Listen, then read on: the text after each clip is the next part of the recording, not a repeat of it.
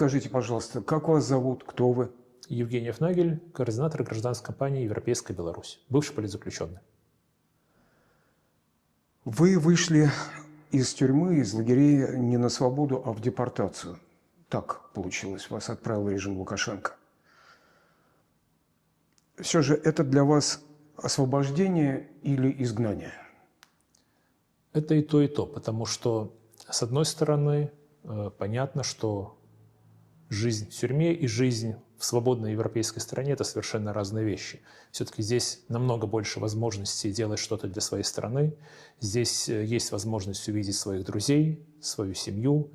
Но, с другой стороны, меня против моей воли вывезли из страны. Это не свобода, потому что свобода подразумевает, что я делаю то, что хочу делать, не нарушая законы. Я хочу жить в Беларуси, но я сейчас жить в Беларуси не могу. У меня нет документов, нет паспорта. И понятно, что в полной мере освобождением назвать это нельзя. Неволя – это означает для вас трансформацию, какое-либо изменение в вашем мышлении, в ваших взглядах на жизнь, мировоззрение? Наверное, нет, потому что два аспекта есть. Во-первых, в Беларуси уже более 30 лет диктатура. Фактически весь народ живет в состоянии неволи. И вот эта граница, когда мы от свободы перешли к неволе, она была пройдена очень давно. И поэтому здесь просто вопрос в размерах тюрьмы. То есть либо это твоя камера, либо это твоя страна вся.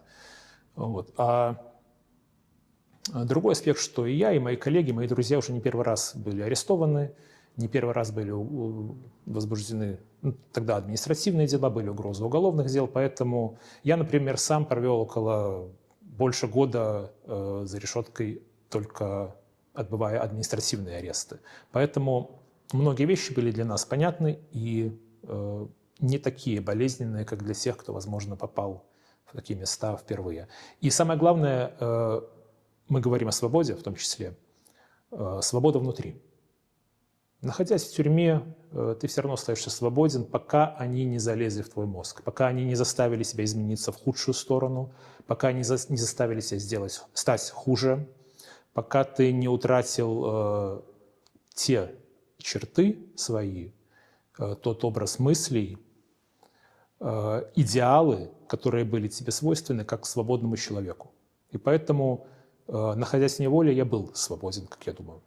По сравнению с тем, каким вы попали в тюрьму, каким вы вышли из этого времени, из этого опыта?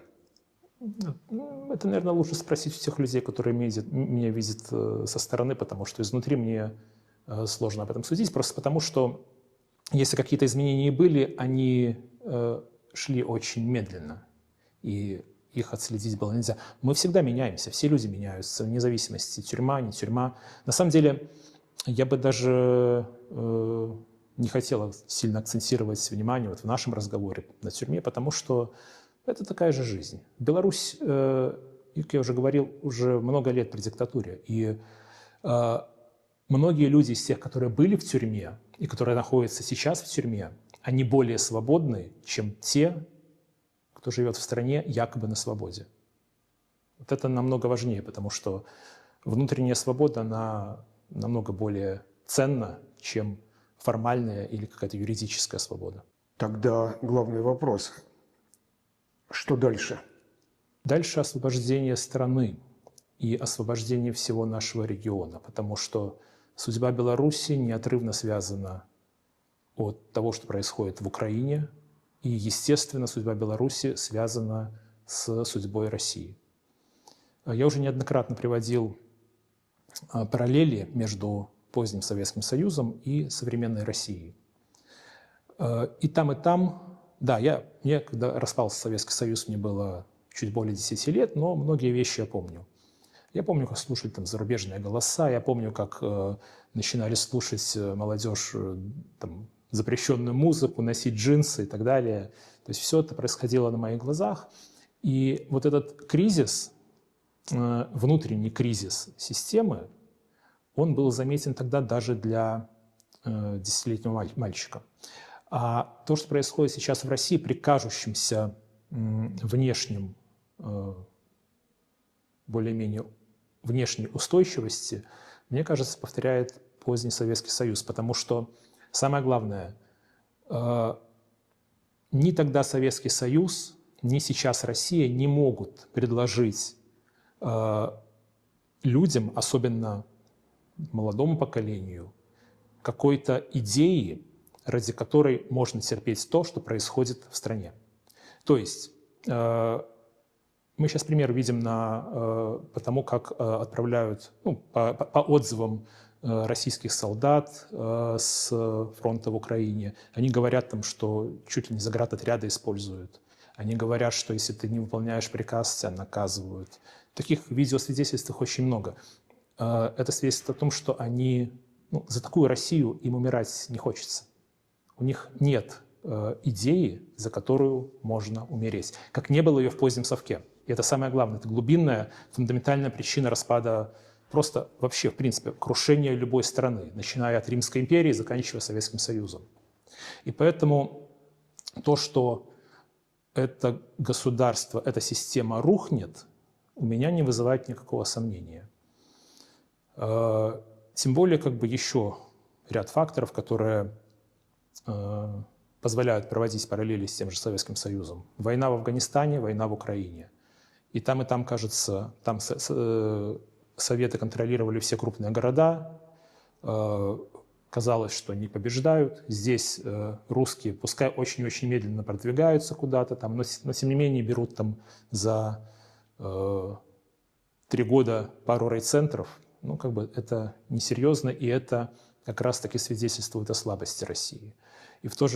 И при этом, если Украина получит нужную помощь, если ее не предадут западные союзники, в первую очередь США, наверное, даже в первую очередь все-таки Европа, потому что она ближе, если Украина выстоит, то Украина победит. Если победит Украина, диктатура в России падет. Если падет диктатура в России, а возможно Россия и прекратит свое существование как то государство в той форме, как есть сейчас, то Беларусь получит свободу. Вот эти вещи неразрывно связаны. И я уверен, что они произойдут в ближайшее время.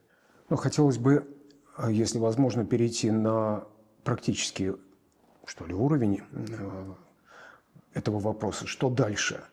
Что дальше лично для вас как политического функционера, деятеля, для вас как участника сообщества сопротивления, политического сопротивления Беларуси здесь, в эмиграции? Что дальше для европейской Беларуси? По большому счету нам нужно просто готовиться к смене власти. Потому что может произойти в любой момент крушение системы в Беларуси, даже из-за конфликтов внутри власти. Мы сейчас видим, что участились вояжи Лукашенко по таким странам, как Оман, Алжир, с которыми, по большому счету, серьезных экономических отношений нет. И, скорее всего, различные эксперты говорят, что он вывозит деньги, договаривается о каких-то способах обеспечения безопасности своей семьи, а может и себя самого, на крайний случай. И он понимает, и другие понимают, что все держится на волоске. Что нужно делать нам, всем белорусам? Готовиться к смене власти, готовиться брать власть, потому что, чтобы не произошло так, как произошло во многих постсоветских странах или постдиктаторских странах, когда диктатор либо ушел, либо его убили, либо он бежал, а к власти приходят те люди, которые из его окружения, которые фактически продолжают его политику, может быть, более мягкую. Нам важно не допустить этого в Беларуси. Поэтому у нас должны быть, естественно, программы действий, политическая, экономическая, социальная, программы реформ. У нас должны быть люди, которые смогут занять нужные посты в руководстве государства.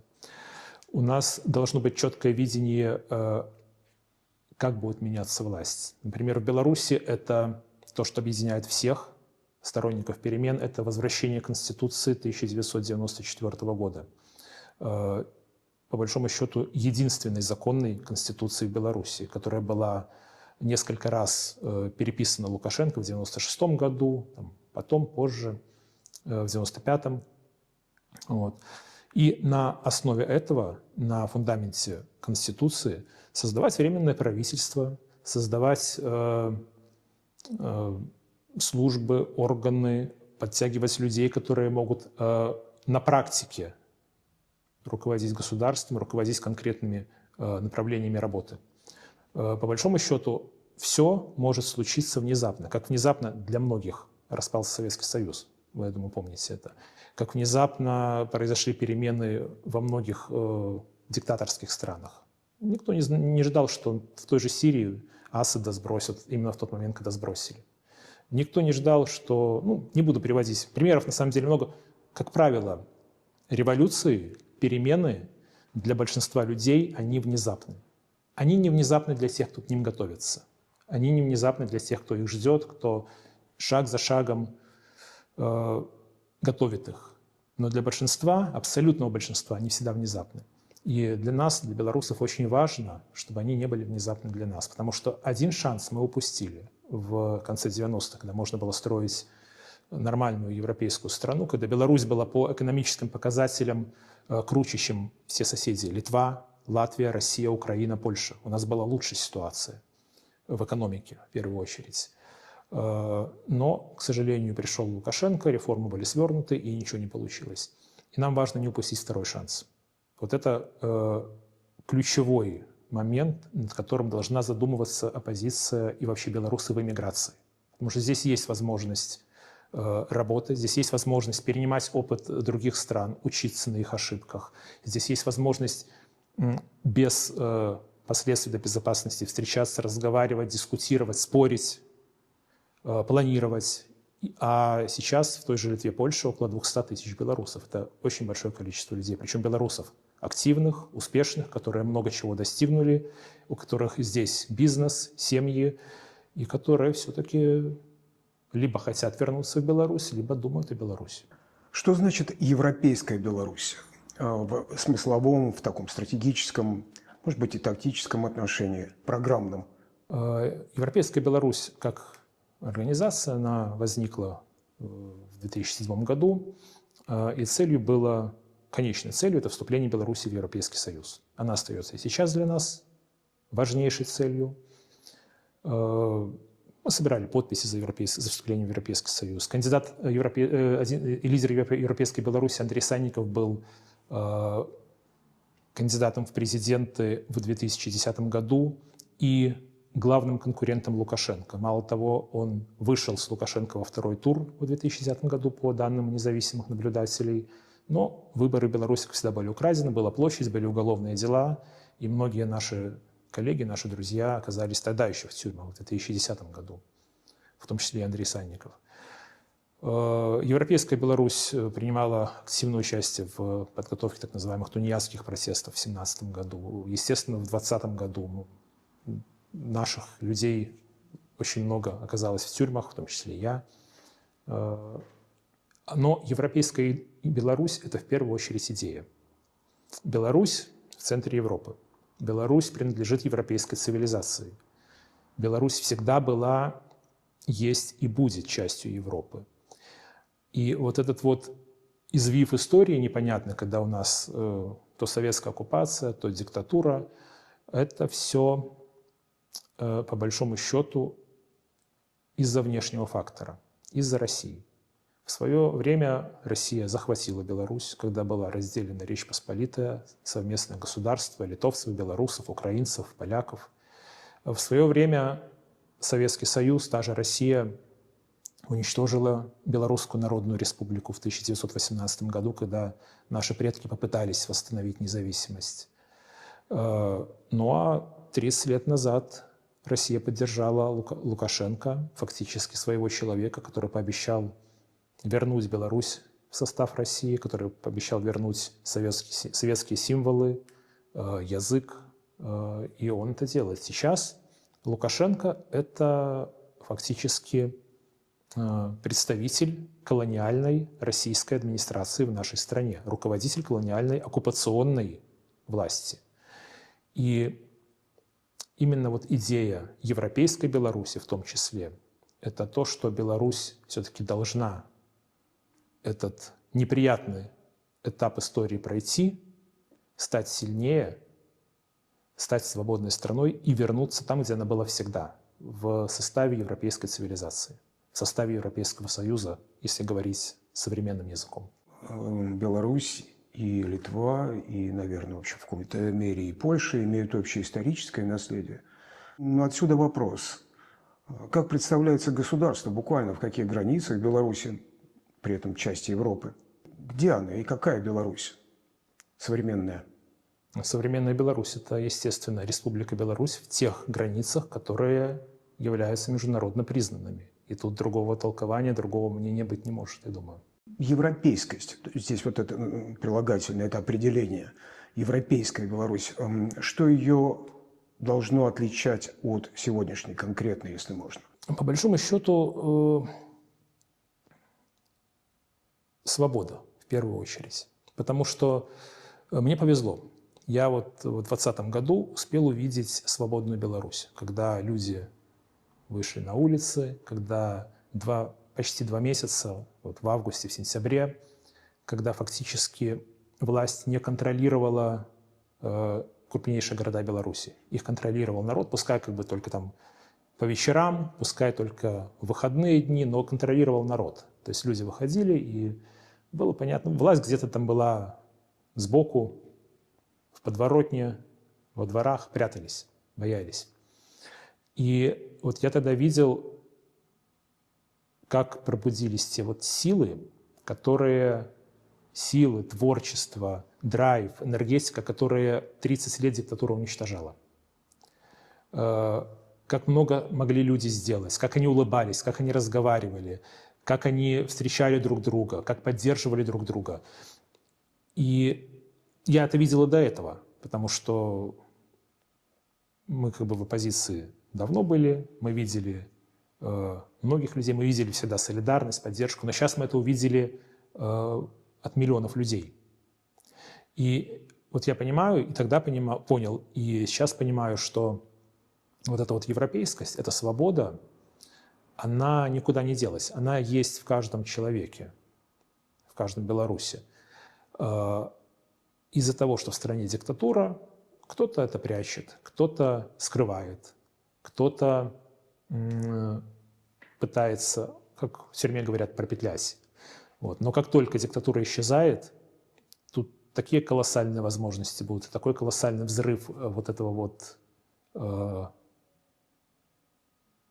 жизненной энергии, которая 30 лет подавлялась, что я уверен, что мы через год просто не узнаем нашу страну.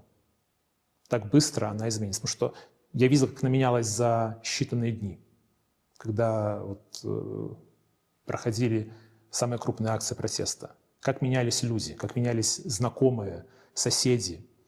Просто как менялся народ. Это буквально происходило очень-очень быстро, за считанные дни.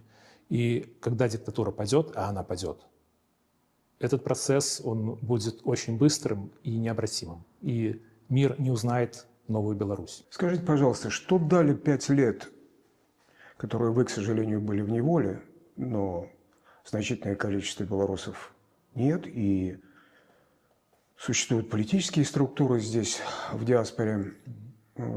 Что дали эти 5 лет для строительства вот той самой свободной Беларуси, на ваш взгляд?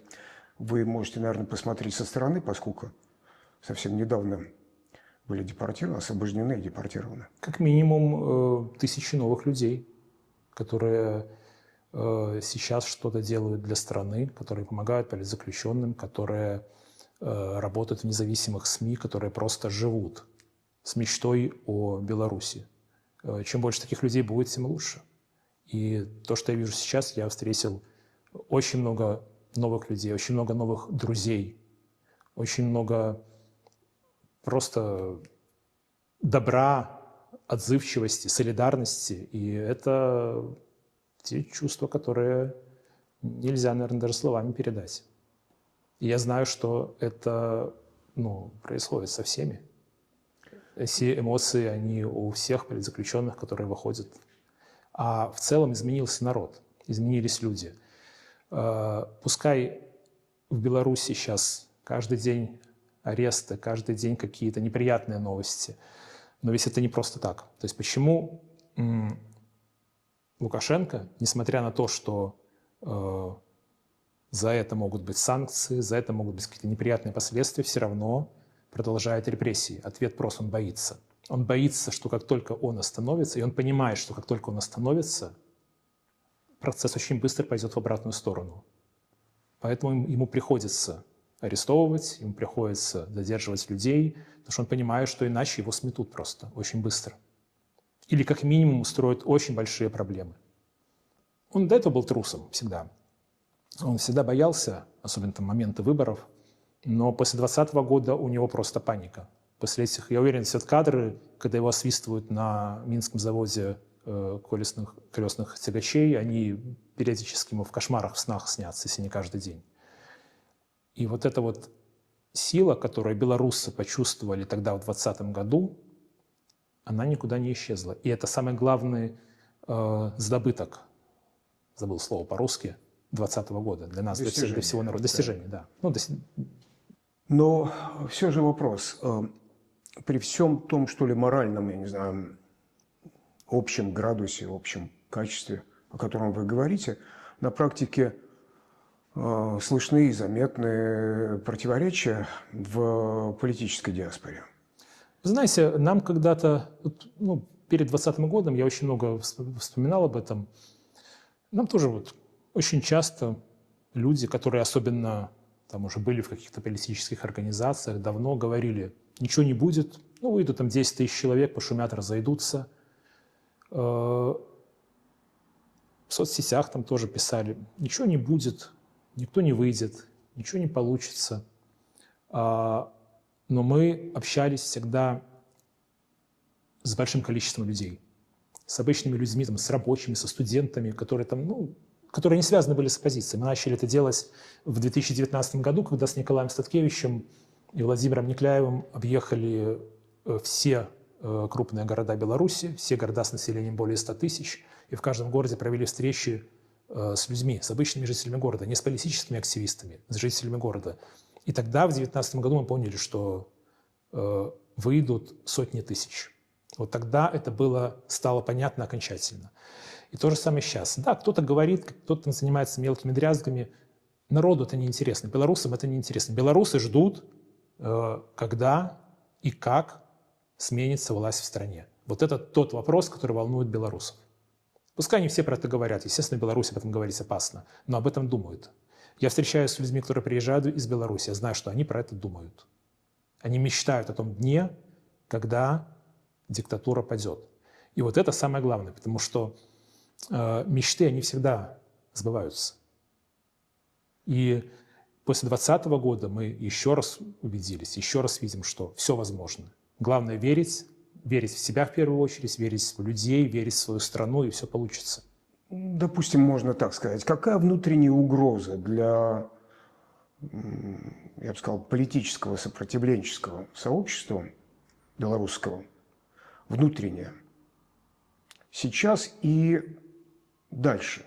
Какие риски вы видите изнутри? Возможно, слабая вера в себя. Это главная проблема. Как только эта вера появляется, то можно горы свернуть. Если ее нет, тогда ничего не получится. Поэтому в этом главная проблема.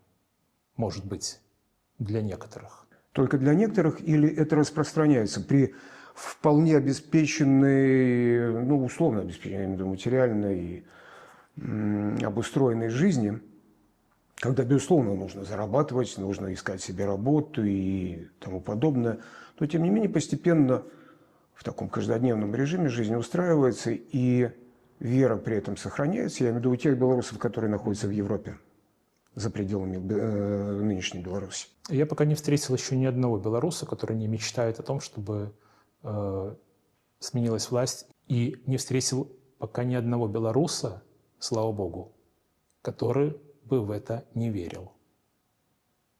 Я думаю, что это и есть ответ на ваш вопрос. Какие первые шаги, если вы возвращаетесь в Беларусь, я надеюсь, вы вернетесь, безусловно, вот, и вот когда вы возвращаете себя на родину, первые политические действия, первые, скажем, 100 дней? Если говорить о политических действиях, то в первую очередь это возвращение к Конституции 1994 года и организация и проведение выборов в Верховный Совет, получается, 14-го созыва. Потому что Верховный Совет 13-го созыва, последний легитимный парламент Беларуси, был уничтожен Лукашенко в 1996 году. И если мы говорим о трансформации власти, о механизме трансформации власти, то в первую очередь нам нужен парламент, законный парламент. В первую очередь нам нужно обеспечить свободные выборы парламента на основе Конституции 1994 года. Это может сделать временное правительство, которое сможет взять власть в нужный момент.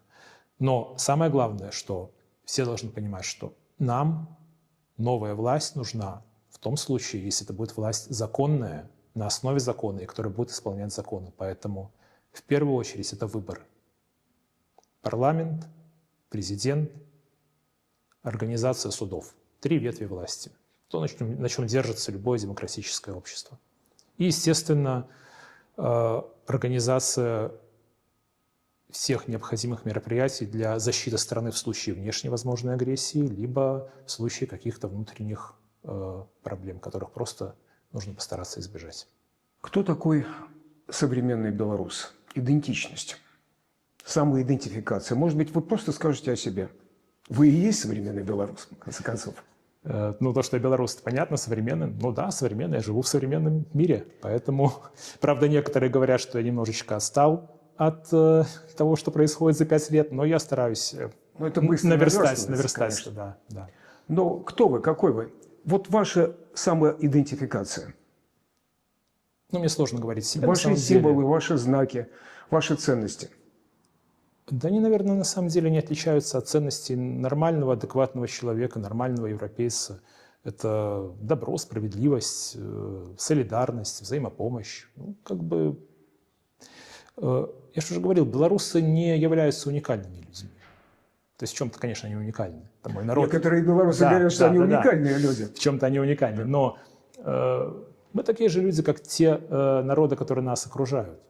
Мы тоже хотим жить в свободной стране. Мы хотим нормально зарабатывать. Мы хотим ездить по миру. Я просто обожаю путешествия. И без этого, наверное, очень не хватало за последние 5 лет. Мы хотим мира, спокойствия, спокойно жить, работать, зарабатывать деньги, чтобы нам никто не мешал. Вот и все. Белорусы, как бы они... Вот в истории так было, что белорусов сложно было всегда расшевелись на что-то. Во время войн, как бы, ну, там, моя хата с краю, это пословица не просто так, там еще что-то. Но при этом, когда белорусов брали за живое, они вставали и показывали такие силы, такие возможности, что соседи удивлялись. Белорусы – один из немногих народов, который в составе, находясь в Российской империи, поднимал восстание каждые 30 лет. В России, насколько я помню, ну, Россия, там, конец 18-19 века, других народов таких не было. То есть представьте, народ, который поднимает восстание против сильнейшей страны мира. Каждые 30 лет. Да, пускай эти восстания, они терпели поражение, но сам факт того, что белорусы для меня это люди, которые готовы бороться в безвыходной ситуации и побеждать, это факт. Назовите, пожалуйста, примеры, имена ваших интеллектуальных, ваших, может быть, духовных, политических учителей в белорусской культуре, в европейской культуре. На самом деле тут можно назвать белорусских писателей Краткевича, Колоса, поэтов, Купалу. Мне, на самом деле, я, находясь в тюрьме, я очень много перечитал из белорусской литературы, перечитал Краткевича, там его воспринимаешь совершенно по-другому. Это мой любимый автор. Вот. И, ну, просто открываешь каждый раз что-то новое. Тем более Краткевич писал в том числе о восстании Калиновского, о других судьбоносных для страны моментах истории. Вот, поэтому просто переосмысливать это все было каким-то таким экзистенциальным новым опытом. Если говорить про политиков, это те западные политики, которые добились развала Советского Союза, которых сейчас очень сильно не хватает. Я говорю там о Маргарет Тэтчер, о Рональде Рейгане, у которых была принципиальная позиция, которые всегда поднимали вопрос о правах человека, которые не торговались с диктаторским, с авторитарным режимом, а жесткие требования ставили к нему. Что это касалось и войны в Афганистане, это касалось и нарушения прав человека в Советском Союзе. К сожалению, на Западе в последнее время таких политиков, такого уровня нет. Это для меня был тревожный знак, хотя надеюсь, что все изменится, все это поправимо. Если говорить о политиках прошлого, Черчилль, Рузвельт, Деголь, на самом деле могу перечислять очень много, потому что достойных людей мировой истории, их миллионы были. И в белорусской истории тоже довольно много. Что должна знать ваш ближайший сосед Литва, знать у вас, как о Беларуси? Сейчас собирательно, коллективно. Но вы для меня и есть Беларусь, и я обращаюсь к вам. Что должна знать и понять, что бы вы хотели, чтобы было ясно о вас? Беларусь и Литву связывает очень-очень тесно связывает общая история. Для нас литовцы братья, потому что это народ, с которыми мы вместе пережили намного больше, чем с любым другим из наших соседей. Мы вместе защищались, мы вместе побеждали под Грунвальдом, мы вместе защищали свою землю от агрессора с востока, мы вместе несли потери какие-то. И вот эти события, я уверен, они оставили такие отбиток на уровне даже национального кода, национального ДНК, если можно так сказать. То есть для белорусов всегда приехать в Вильнюс – это, это святое. Здесь похоронен Костусь Калиновский, наш национальный герой, с похорон останков, перезахоронения останков Калиновского. Многие отсчитывают события революции 20-го года. То есть белорусы приехали сюда, десятки тысяч белорусов. Здесь были просто, Вильнюс было не узнать, потому что столько было бело-красно-белых флагов. На границе были заторы, потому что люди не могли приехать. Было очень-очень много людей. И тогда белорусы, многие, кто не верил в то, что все возможно в 2020 году, они увидели, сколько нас, они увидели эту солидарность, они почувствовали эту силу свою. И я уверен, что на самом деле перезахоронение останков Калиновского это было одним из сильнейших толчков к событиям 2020 года. И может говорить о том, что и приводить примеры, сколько белорусов приезжает даже сейчас в Вильнюс. Просто приезжают подышать воздухом свободы. Но они едут именно в Вильнюс. Не в Варшаву, не в Киев, не в Ригу. Они едут в Вильнюс, потому что на уровне этих исторических воспоминаний, на уровне подсознания белорусы понимают, что литовцы самый близкий нам народ.